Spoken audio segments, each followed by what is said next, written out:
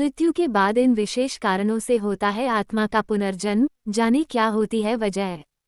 कुछ ऐसी आत्माएं होती हैं मृत्यु के बाद जिनका पुनर्जन्म होता है।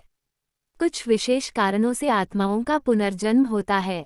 वेद पुराणों में आत्मा के पुनर्जन्म के बारे में बताया गया है।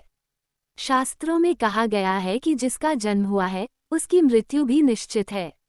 देव, मनुष्य, पशु, पक्षी सभी की मृत्यु निश्चित है।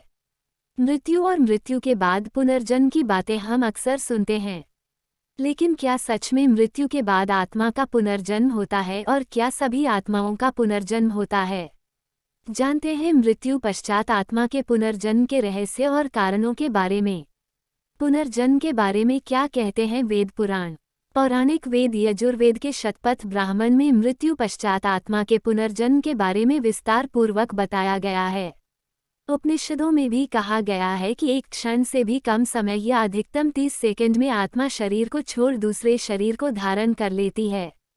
गरुड़ पुराण में कहा गया है कि मरणोपरांत आत्मा को नया शरीर धारण करने में 3 दिन, 13 दिन, सवा महीने या साल भर का समय लग जाता है। जो आत्माएं नए शरीर को धारण नहीं करती वह पितृलोक और स्वर्गलोक चली जाती है या भटकती है। इन कारणों से मरने के बाद आत्माओं का होता है पुनर्जन्म।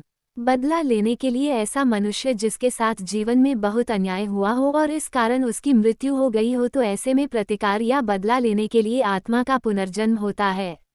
अकाल मृत्यु के कारण, दुर्घटना, हादसा या किसी विपदा के कारण किसी की अकाल मृत्यु हो जाती है तो ऐसे व्यक्ति की कुछ इच्छाएं अधूरी रह जाती है। इच्छाओं को पूरा करने के लिए मृत्यु के बाद ऐसी आत्माओं का भी पुनर्जन्म होता है।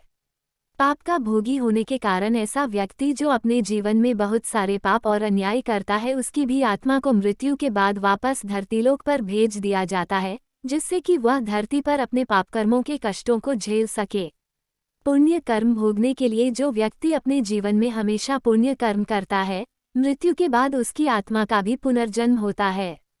ऐसी आत्माएं पुण्य फल को भोगने के लिए जन्म लेती हैं। अधूरी साधना को पूरा करने के लिए किसी व्यक्ति की मृत्यु बहुत जल्दी हो जाती है। ऐसे में उसकी कुछ तपस्या, साधना या इच्छाएं अधूरी रह जाती है। इन्हें पूरा करने के लिए भी मरने के बाद ऐसी आत्माओं का पुनर्जन्म होता है।